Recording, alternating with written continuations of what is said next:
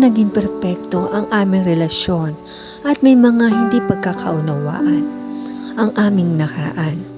Nananatiling nangingibabaw at hindi matatawaran ang pagmamahal na mayroon kami para sa aming ina.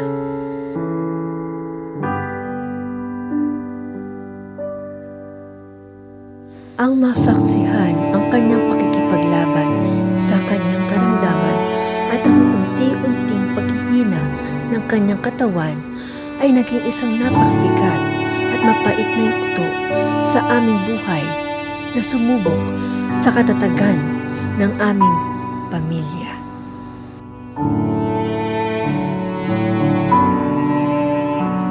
Sa bawat araw ay nakikita namin siyang nagtitiis sa sakit. Tila unti-unti ring natutulog ang aming mga puso. Ngunit ito rin ang nagsilbing pagkakataon upang masilayan namin ang tunay na lalim ng aming pagmamahalan.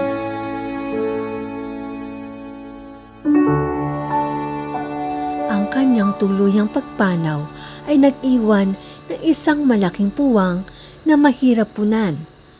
Ngunit sa kabila ng pait ng pagkawala, ang mga alaala ng kanyang mga sakripisyo at ang kabutihang loob na kanyang ipinamalas ang siya na ngayong nagsisilbing liwanag at pundasyon na nabubuklod sa amin upang manatiling matatag bilang isang pamilya.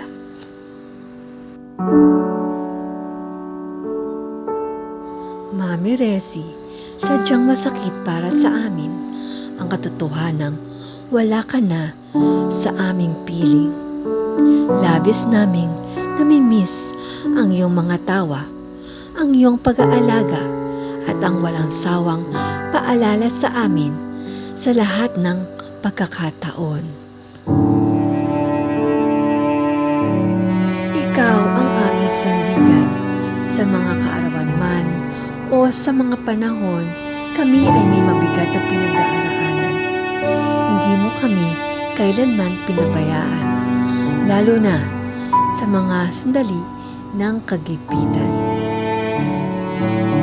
Sa iyong pagpanaw, batid naming wala ka nang nararamdamang sakit. Ang iyong mga aral ay mananatiling gabay namin habang kami ay nabubuhay. Patuloy kaming magdarasal na makapiling mo ang ating dakilang lumikha.